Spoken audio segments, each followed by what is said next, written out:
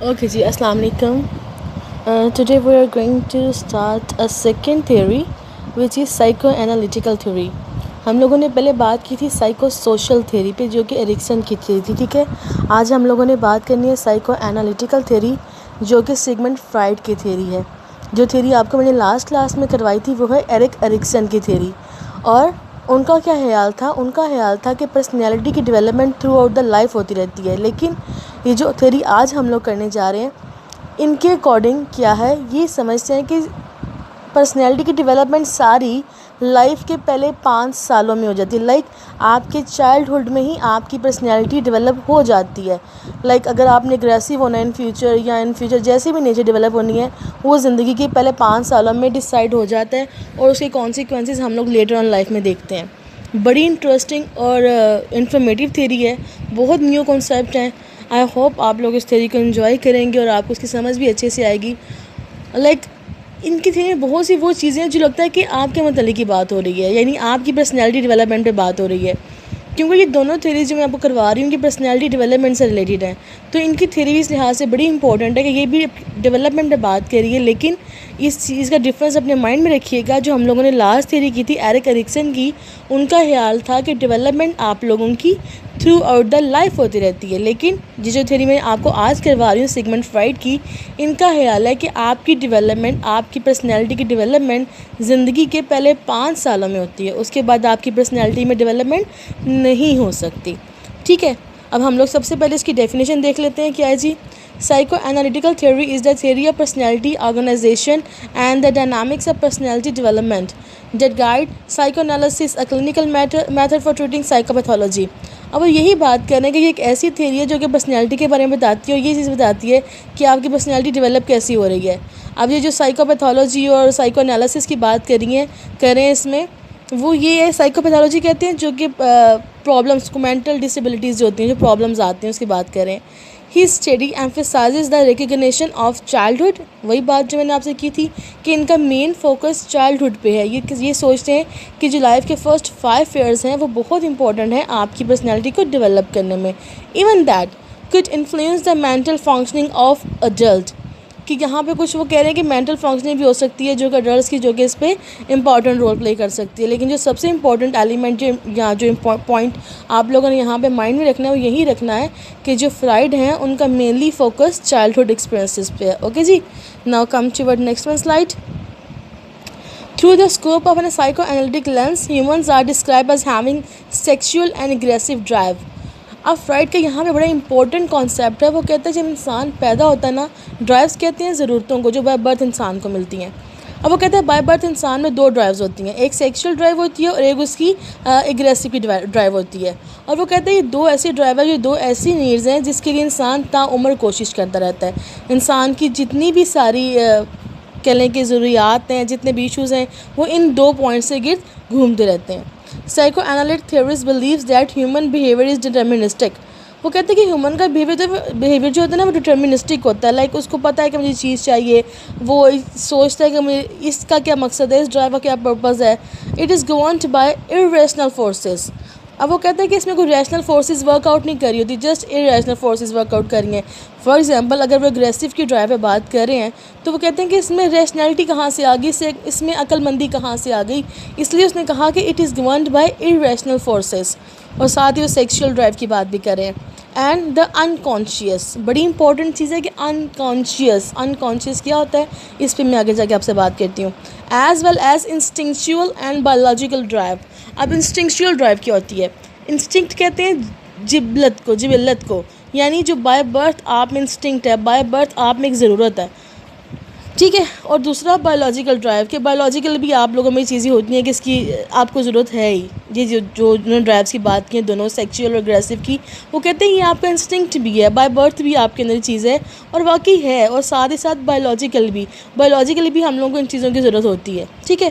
तो उसने कहा ये 2 ऐसी ड्राइव हैं जो कि हर इंसान में होती हैं। अब हर इंसान में जितनी एंग्जाइटीज़, जितने इश्यूज़, जितने प्रॉब्लम्स आते हैं वो बेसिकली इन 2 ड्राइव्स की वजह से ट्रिगर होते हैं। मोस्टली इन 2 ड्राइव्स की वजह से ट्रिगर हो रहे हैं और ये हमारी इंस्टिंक्चुअल है, यानी कि हमारी नेचर में ये चीज़ शामिल है, ठीक है जी।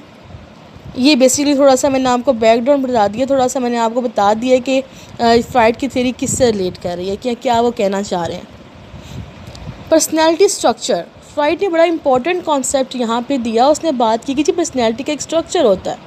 एरिक्सन ने ऐसी कोई बात नहीं की थी, लेकिन फ्राइड कहते हैं कि हमारे पास पर्सनैलिटी का एक स्ट्रक्चर है जिसके अकॉर्डिंगली हम लोग रोल प्ले करें, जिसके अकॉर्डिंगली हम लोग बिहेव करें या अपनी ज़िंदगी गुजारें। अब वो स्ट्रक्चर क्या है जी, वो देखते हैं।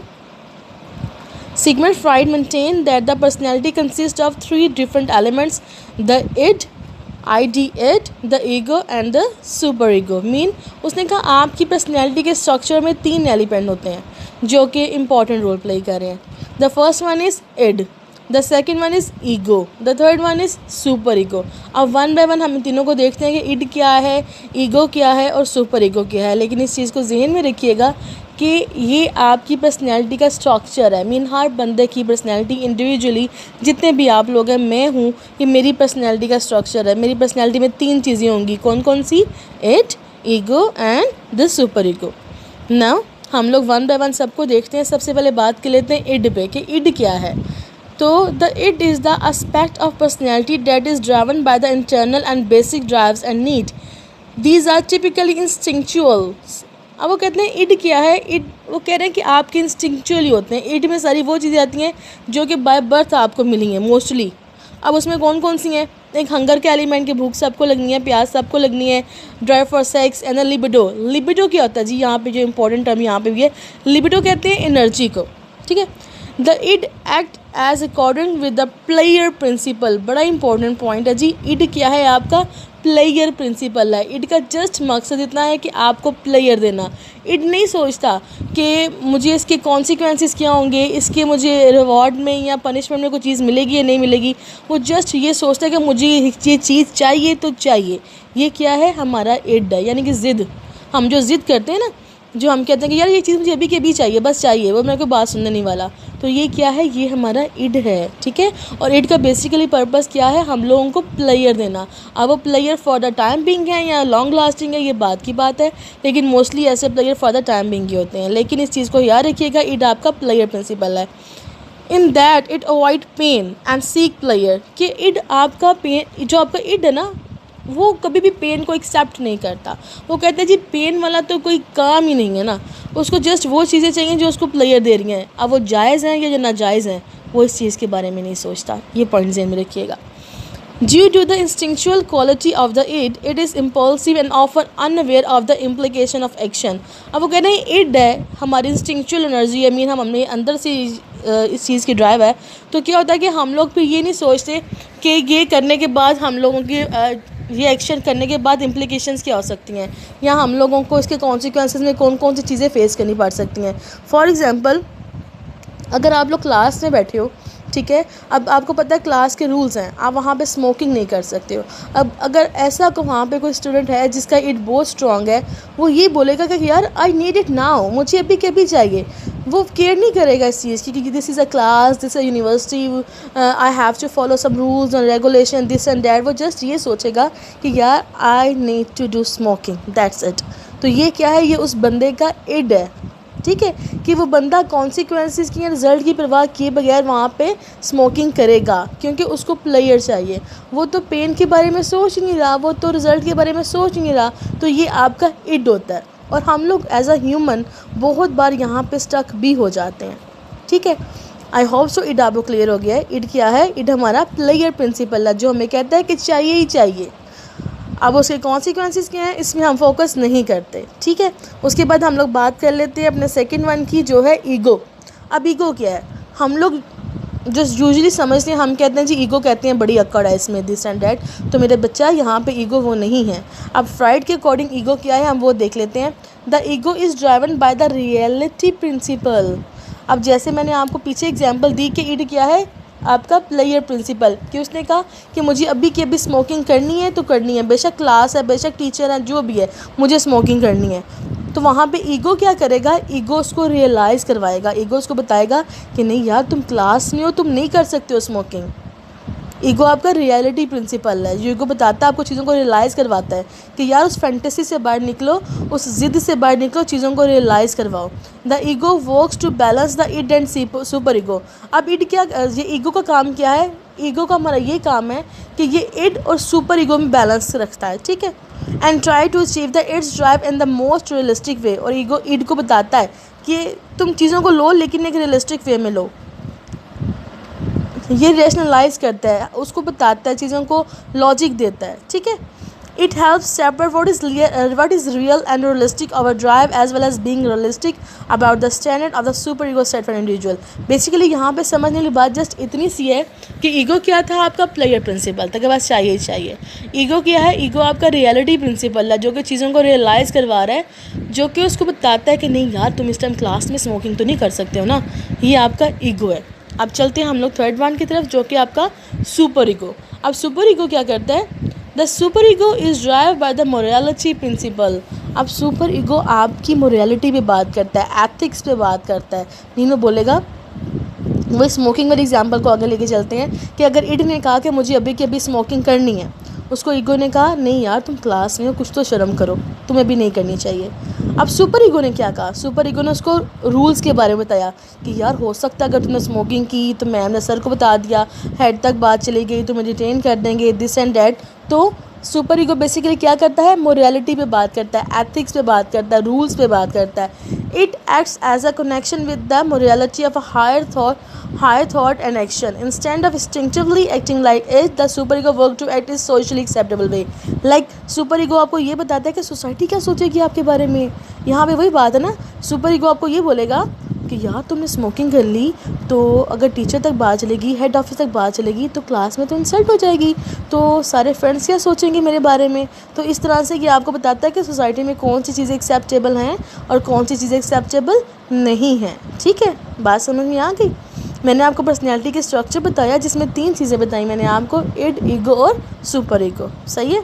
आगे इसकी डायग्राम है, इसको मज़ीद क्लियर करती हूँ मैं आपको। अब ये देखो, इड के नीचे क्या मेंशन है? I want to do it now, कि मुझे अभी के अभी करना है तो बस करना है, लाइक कॉन्सिक्वेंसेस जो भी है बस जाएँ, मुझे बस करना है। अब ईगो क्या करेगा? ईगो कहता है maybe we can compromise. अब जैसे उसने बताया था आपको कि ईगो क्या करता है? इड और सुपर ईगो में बैलेंस करता है। अब उसको कहते हैं नहीं कम्प्रोमाइज़ करो यार, अभी ना करो। अब सुपर ईगो क्या करेगा? उसको बताएगा, उसको मोरालिटी, एथिक्स के बारे में बताएगा कि it's not right to do that, कि क्या गलत है और क्या ठीक है, ये सुपर ईगो उसको बताएगा। आई होप सो आपको यहाँ पे अच्छी समझ आ गई होगी पर्सनैलिटी के स्ट्रक्चर की, ठीक है। अब उसके बाद फ्राइड का दूसरा इंपॉर्टेंट कॉन्सेप्ट जो मैं आपसे डिस्कस करने जा रही हूँ वो है लेवल ऑफ़ अवेयरनेस। पहले मैंने आपसे क्या डिस्कस किया? स्ट्रक्चर ऑफ पर्सनैलिटी, ठीक है, जिसमें मैंने आपसे इड, ईगो और सुपर ईगो पे बात की। अब मैं आपसे बात करने जा रही हूँ लेवल ऑफ़ अवेयरनेस की। अब फ्राइड कहते हैं कि जी हर इंसान में लेवल ऑफ़ अवेयरनेस 3 तरह के होते हैं। अब देखो अवेयरनेस है ना, अगर हम लोग सोचें अवेयरनेस तो अवेयरनेस है भाई, इसमें कौन से लेवल आ गए, लेकिन फ्राइड ने इस पे सर्च किया, उसने कहा नहीं जी आपकी अवेयरनेस के भी 3 लेवल होते हैं। उसने कहा आप क्या सोचते हैं कि जो सारा कुछ आपके दिमाग में है उससे आप प्रेजेंटली अवेयर हो? तो नहीं, ऐसा पॉसिबल नहीं है। They are the conscious, unconscious and the pre conscious. उसने कहा 3 तरह के लेवल होते हैं, conscious, unconscious and preconscious. हम लोग अक्सर ये बात करते हैं यार सॉरी मैंने कॉन्शियसली तुम्हें ऐसे नहीं कहना था, मैंने कह दिया सॉरी। लेकिन क्या आपको वाकई पता है कि कॉन्शियसली, अनकॉन्शियसली, प्री कॉन्शियसली होता क्या है और वो किस तरह से हमारी पर्सनैलिटी में इंपॉर्टेंट रोल प्ले कर रहा है? क्या इस चीज़ के बारे में आइडिया है आप लोगों को कि क्या लिंक है इन तीनों चीज़ों का हमारी अवेयरनेस के साथ? तो हम लोग 1 बाय 1 इस पर बात करते हैं, ठीक है। सबसे पहले बात करते हैं द कॉन्शियस पे कि कॉन्शियस क्या होता है। Conscious, the conscious consist of what someone is aware of at any particular point in time. कि लाइक कॉन्शियस क्या है? जिसे प्रेजेंटली आप लोग अवेयर हो, लाइक प्रेजेंटली आप ये लेक्चर सुन रहे हो और आपको पता है कि मैम हम लोगों को ये पढ़ा रही हैं फ्राइड का कॉन्सेप्ट, हम लोग लेवल ऑफ अवेयरनेस पढ़ रहे हैं, ये कॉन्शियस है जिससे प्रेजेंटली आप लोग अवेयर हो, वेल अवेयर हो। It include what you are thinking about right now, वही बात हो गई कि आप लोग क्या सोच रहे हो, whether it is in the front of your mind और in the back. If you are aware of it then it is the conscious mind. वो कहता है अगर प्रेजेंटली आप लोग अवेयर हो ना इस चीज़ से, कि आपके दिमाग में क्या चल रहा है, आप क्या देख रहे हो, आप क्या सुन रहे हो, तो ये आपका कॉन्शियस है। बात समझ आ गई? अब चलते हैं दूसरे वाले पे, उसमें क्या है, प्री कॉन्शियस। अब प्री कॉन्शियस क्या है जी? The pre conscious contains information that is just below the surface of awareness, यानी कॉन्शियस से थोड़ा सा नीचे का जो लेवल है वो आपका प्री कॉन्शियस है। It can be retrieved with relative ease and usually can be thought as memory recollection. अगर मैं आपसे ये पूछ लूँ कि अच्छा मुझे बताओ कि आज सपोज़ अगर 11वां रोज़ा था, या मैं आपसे पूछूँ अगर मुझे बताओ कि जो 8वां रोज़ा था उसमें अफ्तारी में आपने क्या खाया था, तो वो प्रेजेंटली आप अवेयर नहीं हो, आपको एक बार सोचना पड़ेगा और फिर आप मुझे सोच के बताओगे कि हाँ मैम हमने उस दिन ये खाया था। तो ये आपका प्री कॉन्शियस लेवल है कि प्रेजेंटली अवेयर नहीं हो, आपको थोड़ा सा सोचना पड़ा और फिर सोच के आपने अब्रप्ट आंसर कर दिया, आपने बता दिया कि हाँ मैम मैंने उस दिन 8वें या 7वें रोज़े में जो मुझसे पूछ रही हैं उस दिन शाम में इफ्तार में मैंने ये चीज़ खाई थी, मेरे टेबल पर ये चीज़ें थी। तो ये आपका प्री कॉन्शियस लेवल है। कॉन्शियस क्या है? जिससे प्रेजेंटली आप लोग वेल अवेयर हो। प्री कॉन्शियस क्या है? जिससे आप लोग अवेयर नहीं हो। ठीक है, आपको थोड़ा सा सोचना पड़ता है, फिर आपको याद आ जाता है। लाइक थोड़ा सा सोचना है, रिट्राइव करना है और इन्फॉर्मेशन आपके माइंड में आ जाती है। अब उसके बाद है जी लास्ट वन, अनकॉन्शियस। अब अनकॉन्शियस क्या है? फ्राइड का मेन फोकस है अनकॉन्शियस पे। वो कहते हैं जी the unconscious contents thoughts, memories and desires that are very deep in ourselves। वो कहते हैं अनकॉन्शियस में क्या है? कुछ ऐसी सोचें हैं, कुछ ऐसी यादें हैं, कुछ ऐसी ख्वाहिशें हैं जो कि हम लोगों ने दफना दी। लाइक अक्सर ऐसा होता है ना कि हमें लगता है कि लाइक ये मेरी विश पूरी नहीं हो सकती, तो हम लोग कॉम्प्रोमाइज़ कर लेते हैं। कोई ऐसी सोच, कोई ऐसी बचपन की डिज़ायर जो हमारी फुलफ़िल ना हुई हो, या हमारा कोई बचपन का ऐसा फियर जो ख़त्म हो गया हो, बचपन था हम ये सोचते हैं है, तो वो कुछ ऐसी चीज़ें हमारे अनकॉन्शियस में रहती हैं। वो ये बात करना चाह रहे हैं कि आपकी वो थॉट्स, आपकी वो मेमोरीज़, आपकी वो डिज़ायर्स आपके अनकॉन्शियस में हमेशा रहती हैं, जो कि आपको ट्रिगर करती हैं, जो कि आपको डिस्टर्ब करती हैं। ठीक है, well below our conscious awareness, even though we are not aware of their existence, they exert great influence on our behaviour. बड़ा इंपॉर्टेंट पॉइंट है कि उन्होंने कहा कि हम लोगों को पता भी नहीं होता कि ये चीज़ एग्जिस्ट कर रही है कि नहीं कर रही, लेकिन हमारे बिहेवियर पे कहीं ना कहीं उस चीज़ का बड़ा स्ट्रॉन्ग इन्फ्लुएंस होता है। अक्सर हम लोग ऐसे ड्रीम बार बार देख रहे होते हैं एक ही सीन से रिलेटेड या चाइल्डहुड से रिलेटेड, तो हमें नहीं पता होता कि ड्रीम हमें क्यों आ रहे हैं, क्या रीज़न है। तो वो यही बात करना चाह रहे हैं कि वो रीज़न, वो ड्रीम, वो आपके बचपन को ट्रिगर कर रहे हैं, वो आपके अनकॉन्शियस को ट्रिगर कर रहे हैं। तो कुछ चीज़ें आपके अनकॉन्शियस में हैं ऐसी, कुछ ऐसी विशेज़ हैं, कुछ ऐसी डिज़ायर्स हैं, कुछ ऐसी मेमोरीज़ हैं, कुछ भी ऐसा हो सकता है, वो आपके अनकॉन्शियस में है जिस वजह से आपको ये प्रॉब्लम हो रही है। ठीक है, बात समझ में आ गई कि हमारे अनकॉन्शियस में भी चीज़ें हैं और वो हमें आसानी से याद नहीं आती। प्री कॉन्शियस में जो मैंने आपको चीज़ें बताई ना, उसे हम इजीली रिट्राइव कर लेते हैं, हम उसको रिकॉल कर लेते हैं, लेकिन जो हमारे अनकॉन्शियस में चीज़ें होती हैं वो हमें इजीली याद नहीं आती। हम लोग बहुत ज़्यादा उससे कह लें कि डिस्टर्ब होते हैं। जैसे मैंने आपको एग्जांपल दी कि एक बच्ची है, ये बच्चा है, उसको एक ही हाथ बार बार आ रहा है, वही इंसान बार बार हाथ में आ रहा है या कुछ ऐसा, तो अब उसके पीछे रीज़न क्या है? वो उसके अनकॉन्शियस में छुपी हुई है। अब साइकोलॉजिस्ट क्या करते हैं, हम लोग, मैं एज अ साइकोलॉजिस्ट, हम लोग उसके अनकॉन्शियस को एक्सप्लोर करते हैं, क्योंकि basically mostly problems, mostly phobias, mostly खौफ आपके बचपन से आपके साथ चले आ रहे होते हैं। तो एज अ साइकोलॉजिस्ट हम लोग आपके अनकॉन्शियस को एक्सप्लोर करते हैं, क्योंकि क्लाइंट को खुद भी नहीं पता होता कि प्रॉब्लम क्या है, क्योंकि तो वो बच्चा था, ख़त्म होगी बात उसके नज़दीक, लेकिन फ्राइड के नज़दीक वो बच्चा नहीं था। वो कहता है कि उसकी पर्सनैलिटी डेवलप हो रही थी, तो ऑब्वियसली ऐसी कोई, अगर ऐसा कुछ भी हुआ उसकी चाइल्डहुड में, तो उसकी पर्सनैलिटी स्पॉइल हो गई, उसके कॉन्सिक्वेंसेस हैं कि उसको ऐसे ड्रीम्स आते हैं, कुछ वो डर जाता है, कुछ ऐसा। तो हम लोग एज अ साइकोलॉजिस्ट उसके अनकॉन्शियस पे फोकस करते हैं, हम लोग उसके अनकॉन्शियस को एक्सप्लोर करते हैं, उसको बचपन में ले जाके। हिप्नोसिस एक मेथड है जिसमें हम लोग वो चेन सामने करके दिस एंड डैट, हम लोग वो मेथड यूज़ करके वो सारी बातें उसकी निकलवाते हैं और उसको फिर करते हैं। आपके लिए जैसे इतना ही है कि आपने इन तीनों में डिफरेंस देखना है कि इन तीनों में डिफरेंस क्या है। आपको समझ आ गया कॉन्शियस क्या है जिससे प्रेजेंटली आप लोग अवेयर हो, और प्री कॉन्शियस क्या है जिसको थोड़ा सा सोचना पड़ता है, और अनकॉन्शियस क्या है जो कि आपके बचपन की मेमोरीज थी जो कि बहुत ज़्यादा फेड हो चुकी हुई हैं। सही है, आगे चलते हैं, यूसी डायग्राम भी बात करें। अब देखो, अभी तक मैंने आप लोगों को पढ़ाया ये स्ट्रक्चर ऑफ पर्सनैलिटी, ईड, ईगो और सुपर ईगो, और कॉन्शियस, प्री कॉन्शियस, अनकॉन्शियस। अब देखो कॉन्शियस क्या है, जिससे सबसे ऊपर, जिसे आप प्रेजेंटली अवेयर हो, और वो कह रहा है ईड उसमें ज़्यादातर आता है। अब प्री कॉन्शियस उसके नीचे, और एंड पे आपकी अनकॉन्शियस। सपोज ये आपका माइंड है, ऐसे कह लो कि माइंड का जो आपका सबसे ऊपर वाला पार्ट है वो कॉन्शियस है, जिससे आप अवेयर हो। देखो वहाँ पे सबसे थोड़ी चीज़ें हैं, फिर प्री कॉन्शियस है और फिर अनकॉन्शियस, के सबसे ज़्यादा इन्फॉर्मेशन आपकी अनकॉन्शियस में होती है, और यहीं पे आपके ईड, ईगो और सुपर ईगो फॉल कर रहे हैं। ठीक है, यहाँ पे भी उसी चीज़ को एक्सप्लेन कर रहे हैं कि प्री कॉन्शियस क्या है और अनकॉन्शियस क्या है। हाँ, वेरी इंपॉर्टेंट क्वेश्चन। अब जैसे आपको बताई एरिक्सन ने स्टेजेस, हमने डिस्कस की साइको सोशल स्टेजेस। अब जो फ्राइड की स्टेजेस हैं वो हैं साइकोसेक्सुअल स्टेजेस। ठीक है, ये डिफरेंस याद रखना आप लोग कि साइको सोशल क्या होता है और साइकोसेक्सुअल क्या होता है। साइको सोशल जो मैंने बताया वो एरिक्सन की स्टेजेस थी, जो हम लोगों ने लास्ट लेक्चर में कर ली हैं। आज जो हम लोग करने जा रहे हैं फ्राइड की स्टेजेस डेवलपमेंट की, वो हैं साइकोसेक्सुअल स्टेजेस।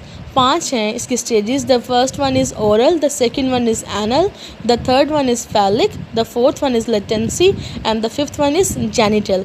अब वन बाय वन हम लोग इन सब स्टेजेस को देखते हैं और देखते हैं कि किस तरह से ये हमारे फ्यूचर को ट्रिगर कर सकती हैं। ठीक है, अब इसके अकॉर्डिंग हमारी पर्सनैलिटी डेवलप हो रही है जी। अच्छा, वो थोड़ा सा इंट्रोडक्शन बता रहे हैं, इन स्टेजेस पे देख लेते हैं। Freud's take on the development of the personality, it is the stage theory that believe progress occur through stage as a libido directed different body part। ठीक है, इसमें वो ये बात कर रहे हैं कि स्टेजेस के लिबिडो की बात जो मैंने आपको बताई थी, एनर्जी है कि डिफरेंट स्टेजेस होती हैं जो कि रोल प्ले कर रही हैं। अब उन्होंने ब्रैकेट में लिखा हुआ है oral, anal, phallic, latency, genital, the genital people meet all the needs. ठीक है, इसको मैं आगे आपको बताती हूँ, आपको समझ आ जाएगी। लेकिन जो बात वो मेन स्लाइड में बताना चाह रहे हैं वो ये कहना चाह रहे हैं कि अगर बच्चा किसी भी स्टेज पे स्टक हो जाता है, फॉर एग्जांपल वो स्टेज 2 पे स्टक हो गया, या फॉर एग्जांपल वो स्टेज 3 पे स्टक हो गया, उसकी प्रॉपर नीड्स को फुलफ़िल नहीं किया गया, तो इन फ्यूचर हम लोगों को उसकी पर्सनैलिटी में फ्लॉज नज़र आते हैं, उसकी पर्सनैलिटी में एरर नज़र आते हैं। वो आगे मैं आपको एक एक स्टेज बताती हूँ, साथ साथ एक्सप्लेन करती हूँ कि कौन सा एरर कहाँ पर हमें नज़र आ सकता है। ठीक है जी, आगे चलते हैं। ओके जी, these are the 5 stages given by Freud. The first one is oral stage. अब ओरल स्टेज क्या है, देखो ओरल स्टेज की ड्यूरेशन क्या है, 0 to 1 ईयर। अगर आप 1 साल का बच्चा अपने जहन में लेके आओ तो आपको क्या लगता है कि कौन सी उसकी नीड्स हैं या क्या हो रहा होता है उस स्टेज में। 1 साल का बच्चा है ना, कि जो ज़रा बोलना स्टार्ट कर रहा है, जिसने ज़रा सी क्रॉलिंग स्टार्ट की है, बोलना स्टार्ट अभी इतना नहीं कर रहा होता लेकिन थोड़ा बहुत। तो इस स्टेज में क्या है, children's drive pleasure from oral activity. वो कहता है बच्चे को प्लेयर मिलता है उसकी ओरल एक्टिविटी से। मीन वो छोटा होता है ना, वो हर चीज़ को उठा के मुंह में डाल लेता है, हर चीज़ को उठा के मुंह में डाल लेता है, उसको प्लेयर मिल रहा है। इंक्लूडिंग सकिंग एंड टेस्टिंग, कि अक्सर बच्चे इस एज में अपना थंब मुंह में डाल लेते हैं और थंब सकिंग स्टार्ट कर लेते हैं, लाइक विदाउट एनी पर्पस। उनके थंब पे कोई ऐसी चीज़ तो नहीं होती है ना, लेकिन वो थंब अपने मुंह में डालते हैं और उसको प्रॉपर सक करते हैं। They like to put things in their mouth, वो पसंद करते हैं कि वो चीज़ों को अपने मुंह में रखें। बड़ी इंपॉर्टेंट बात यहाँ पे जो समझने वाली है ना मेरा बेटा, देखो अब है तो ओरल स्टेज, 1 साल का बच्चा है, लेकिन उसकी ये सारी नीड्स हैं। अब हमारी सोसाइटी में क्या होता है, इनफैक्ट मैं खुद भी शायद ऐसा करती हूँ। अब किसी बच्चे ने अगर कोई भी चीज़ देखो, या कोई भी अपने घर में बच्चा होगा, किसी बहन का या कुछ भी, भांजा भांजी, अब अगर आप देखो ना कि उसने कोई चीज़ फर्स्ट से उठा के मुंह में डाली है, तो हम लोग क्या करते हैं, उसके हाथ से खींच के दूर फेंकते हैं कि छोड़ो यार, गंदी है, जर्म्स हैं, छोड़ो इसको। या उस बच्चे ने अगर जैसे यहाँ पे सकिंग की है, या उसने थंब सकिंग स्टार्ट किया, अपना अंगूठा मुंह में रख रहा है, तो हम क्या करते हैं, बार बार उसका अंगूठा बाहर निकालते हैं कि ये थंब को सक ना करे। तो देखो हमारे नज़दीक एक छोटी बातें हैं, लेकिन सिगमंड फ्राइड कहते हैं कि अगर इस एज में यानी 1 साल की उम्र में उस बच्चे की ये नीड डेवलप नहीं होगी ना, प्लेयर वाली, जो उसको मुंह से मिल रही है, जो उसको मुंह में चीज़ें डालने से नीड प्लेयर मिल रहा है, वो कहता है अगर इस एज में उसका वो प्लेयर डेवलप नहीं होगा, उसकी नीड पूरी नहीं होगी, तो इन द फ्यूचर बच्चे में कौन कौन सी प्रॉब्लम आएगी। बच्चा हो सकता है नेल बाइटिंग करना स्टार्ट कर दे, कुछ बच्चे करते हैं ना नेल बाइटिंग, मुसलसल मुंह में हाथ रखते हैं। या हो सकता है बच्चा च्यूइंग स्टार्ट कर दे, यानी हर टाइम च्यू करना, हर टाइम बबल मुंह में, हर टाइम च्यू कर रहा है। या हो सकता है बच्चा स्मोकिंग स्टार्ट कर दे। तो ये देखो 3-4 ऐसी रीज़न है जो हमें बहुत देखने को मिलती हैं। नेल बाइटिंग भी बहुत से लोग करते हैं, स्मोकिंग भी करते हैं, च्युइंग भी करते हैं। अब वो कहते हैं ये 3-4 रीज़न्स ऐसी हैं जो कि आपके बचपन को ट्रिगर कर रही हैं कि बचपन में 1 साल की उम्र में अगर आपकी नीड तब फुलफ़िल कर दी जाती तो इन द फ्यूचर आपको ये प्रॉब्लम्स ना देखने को मिलती। आपकी 1 साल की उम्र में ये नीड पूरी नहीं की गई, आपकी पर्सनैलिटी डेवलप हो रही थी, आपकी नीड यहाँ पे पूरी होनी चाहिए थी, नहीं की गई, उसके कॉन्सिक्वेंसेस इन द फ्यूचर आप लोग देखते हैं कि हम लोग यहाँ तो स्मोकिंग स्टार्ट कर देते हैं, या नेल बाइटिंग स्टार्ट कर देते हैं, या बॉल पेन को मुंह में रख कर टिक टिक टिक टिक करते हैं, या तो हम लोग च्यू करते हैं बबल को बहुत ज़्यादा। ठीक है, तो स्टेज 1 क्लियर हो गई, आई थिंक सो। आगे चलते हैं एनल स्टेज पे, विच इज़ स्टेज नंबर 2। अब एनल स्टेज में वो बात कर रहे हैं कि इसकी ड्यूरेशन कितनी है जी, एज ड्यूरेशन 2 to 3 ईयर। अब 2 से 3 साल का बच्चा है। अब इसमें इसकी टॉयलेट ट्रेनिंग स्टार्ट होती है, जो कि इंतहाई इम्पॉर्टेंट और सेंसिटिव टास्क है, बहुत ज़्यादा सेंसिटिव। फ्राइड कहता है कि अगर आपने उसकी टॉयलेट ट्रेनिंग करनी है तो उसको प्रॉपर वे में टीच करें, उसको प्रॉपर वे में गाइड करें। हमारी सोसाइटी में क्या होता है जी, अगर माँ बिज़ी है वो बोले कि जाओ बेटा हो जाके हो, खुद ही फारिग हुआ, वो कहते हैं दिस इज़ नॉट अ वे। आप उसको जाएं बताएं कि ये वे ऐसे सफाई करनी है, ऐसे हैंड वॉश करनी है, ये सब मेथड है।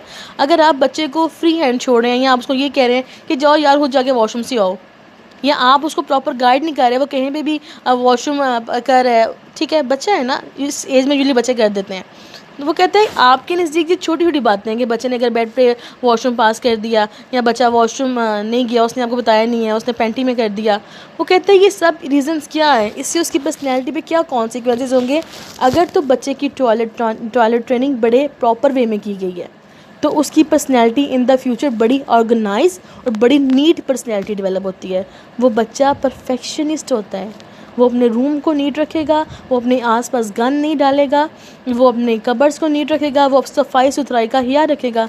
अब जिस बच्चे की टॉयलेट ट्रेनिंग प्रॉपर नहीं की गई, अब वहाँ पर क्या होगा, इन द फ्यूचर उस बच्चे की पर्सनैलिटी बहुत मैसी, बहुत गंदी पर्सनैलिटी कंस्ट्रक्ट होगी। कैसे कि उसको, वो जहाँ बैठा है वो कभी इस चीज़ का ख्याल नहीं करेगा कि मुझे अपने आसपास साफ़ करना है कि नहीं करना, मेरा रूम किस हालत में है, मैं जहाँ बैठा हूँ, या मेरे कपड़े कैसे हैं, या मैं नहाया हूँ या नहीं नहाया, पर्सनल हाइजीन है कि नहीं है, वो कहता है उस चीज़ का ख्याल नहीं रखेगा। तो देखो, एक छोटी सी बात है कि टॉयलेट ट्रेनिंग, लेकिन अब हमारी पर्सनैलिटी किस हद तक इम्पॉर्टेंट है कि यहाँ तो हम लोग बड़े ऑर्गेनाइज डेवलप हो सकते हैं, यहाँ तो हम लोग गंदे डेवलप हो सकते हैं। तो इस तरह से टॉयलेट ट्रेनिंग इतनी इंपॉर्टेंट है। उसके बाद चलते हैं फैलिक स्टेज पे। अच्छा जी, 3 to 6 ईयर्स की ड्यूरेशन है। अब 3 to 6 ईयर में क्या है, बच्चा स्कूल जाना स्टार्ट करता है, वो माँ की गोद से निकला है, वो घर से निकला है, उसने स्कूल जाना स्टार्ट किया। अब वो क्या करते हैं जी, boys are more attach to their mothers while girls are more attach to their father. अब इस चीज़ में क्या होता है कि वो समझने लगता है कि हाँ I am a boy and हाँ शी इज़ अ गर्ल। वो इस चीज़ के डिफरेंस को फील कर रहा है, ठीक है, 3 to 6 ईयर में। और हमारी सोसाइटी में क्या होता है कि हम लोग इस चीज़ को इतना कह लें कि हम लोग बॉदर ही नहीं करते हैं। अगर बच्चे हमसे इससे रिलेटेड क्वेश्चन पूछते हैं अपोजिट जेंडर के मुतालिक, कोई भी बच्चे बड़े क्वेश्चन पूछते हैं स्टेज में, तो हम लोग क्या करते हैं, हम लोग उसको कोई उल्टा जवाब देते हैं, कहते हैं यार चुप करो, ऐसी बात नहीं करते, ऐसी बात नहीं करते, ऐसी बात नहीं करते। वो कहता है कि आप बताएं, आप उसको गाइड करें कि देखो एक नेचुरल चीज़ है कि अल्लाह ताला ने चीज़ रखी है कि हम लोगों ने अपोजिट जेंडर की तरफ ही अट्रैक्ट होना है, ठीक है ना, सीधी सी बात है, एक नेचुरल चीज़ है कि एक इंसान है, उसकी ज़रूरत ही अपोजिट जेंडर है। तो हम लोग इस चीज़ को लेकर शर्मिंदा क्यों हों, हम इस चीज़ को लेकर अपने बच्चे को क्यों डांटें कि अगर हम देख रहे हैं बच्चे ने स्कूल जाना शुरू किया है, जो अगर बॉय है तो उसने गर्ल्स के साथ फ्रेंडशिप करना स्टार्ट किया है, तो जी क्या होता है, माँ अगले दिन स्कूल फ़ोन कर देती है मेरे बेटे को बेटियों से लग बैठाओ, मेरा बेटा ख़राब हो रहा है। तो भाई क्या आप उसको पॉजिटिव सेंस में बता सकते हैं कि हाँ ये भी है, ऐसे भी करना है, ऐसे भी करना है। आप उसको गाइड करने के बजाय आप उसे अलग करेंगे तो उसके माइंड में ज़्यादा क्वेश्चन डेवलप होंगे कि ऐसा क्यों हो रहा है, ठीक है। उसके बाद नेक्स्ट स्टेज है आपके पास लेटेंसी स्टेज, जिसकी ड्यूरेशन है 6 ईयर्स टू पबर्टी। पबर्टी कहते हैं यंग होने को, जिसमें हमारे फिजिकल चेंजेस डेवलप होने लग जाते हैं, ठीक है, पबर्टी की एज चलिए 12 to 13 ईयर। अब लेटेंसी में क्या होता है, children spend more time and interact mostly with same sex peer. अब लेटेंसी में उसको इस चीज़ की समझ आ रही होती है कि मेरे में, यानी अगर बॉय या गर्ल है तो उसको समझ आ रही होती है कि ये अपोजिट जेंडर क्यों है, इनमें डिफरेंस क्या है और क्यों है। अब वो इन चीज़ों को सोच के खुद ही साइड करने लग जाता है। अगर बच्चे बड़े हो रहे हैं, बच्चियाँ बड़ी हो रही हैं, तो बच्चियाँ बच्चियों में रहना पसंद करती हैं, बच्चे बच्चों में रहना पसंद करते हैं, क्योंकि वो उन चीज़ों को फ़ील कर रहे होते हैं। अब वो कहते हैं इस स्टेज पे उसको गाइडेंस देना इंतहाई इंपॉर्टेंट है। अगर आप गाइड नहीं करेंगे तो उसको हो सकता है बाहर से मिस गाइडेंस मिल जाए। तो पेरेंट्स को इस एज में अपने बच्चों से बात करनी है, उनको प्रॉपर गाइड करना है, ताकि उनका सेल्फ इमेज स्ट्रॉन्ग डेवलप हो, उनको पता हो कि जो मुझ में फ़िज़िकल चेंजेस आ रहे हैं उनका पर्पज़ क्या है, या कुछ ऐसा जो भी है। उसके बाद लास्ट वन स्टेज है आपके पास जेनिटल स्टेज। अब वो पबर्टी से प्लस है 12 to 18 इसकी ड्यूरेशन होती है। अब 12 to 18 में क्या है जी, individuals are attracted to the opposite sex pair. कि अब उसको समझ आ गया लेटेंसी में क्या हो रहा था, उसमें फिजिकल चेंजेस आ रहे थे, वो परेशान हो रहा था कि ये क्यों हो रहा है, वो क्यों हो रहा है, सब कुछ जो भी है। अब जेनिटल में उसने इस चीज़ को परसीव किया कि हाँ ये सब कुछ इसलिए है कि अब ऑटोमेटिकली वो अपोजिट सेक्स की तरफ फिर से अट्रैक्ट होने लग जाता है, कि उसको पता है कि हाँ इस चीज़ का पर्पस क्या था, ये पर्पस था, मैंने इस तरह से करना है। तो यहाँ पे क्या है, फ्राइड कहते हैं कि हमें अपने जो बच्चे हैं उनको प्रॉपर गाइड करना है कि अगर ये चेंजेस आए हैं तो उसका पर्पस क्या है। या इस्लाम में इसका एक सीधा रास्ता कौन सा भी दिखाया गया है, एक निकाह का रिश्ता है जिसके ज़रिए आपने अपनी नीड्स को फुलफ़िल करना है। अगर हम लोग बच्चों से इस बारे में बात नहीं करेंगे, उनको गाइड नहीं करेंगे, तो हमारे बच्चे ऑब्वियसली रॉन्ग वे में जा सकते हैं। ठीक है, तो इस तरह से 5 स्टेजेस फ़ाइट की इंतहाई इंपॉर्टेंट है, इंतहाई ज़्यादा, जो कि बात करती हैं हमारी पर्सनल डेवलपमेंट पे। आगे चलते हैं जी, आगे क्या है। ओके जी, आगे वो बात कर रहे हैं डिफेंस मैकेनिज़्म पे। इस पे बात आप लोगों ने की है, हम लोगों ने क्लास एक्टिविटी में बात कर ली थी। Repression, denial, projection, displacement, regression, sublimation, इस सब पे आप लोगों ने बात कर ली है। इससे आप लोगों ने एक्सप्लेन किया था, आपको बड़ी अच्छी सेंस है इस चीज़ की। इसमें मेरा नहीं हाल के बात करने की मज़ीद ज़रूरत है। ठीक है जी, ओके, थैंक यू बेटा, अल्लाह हाफ़िज़।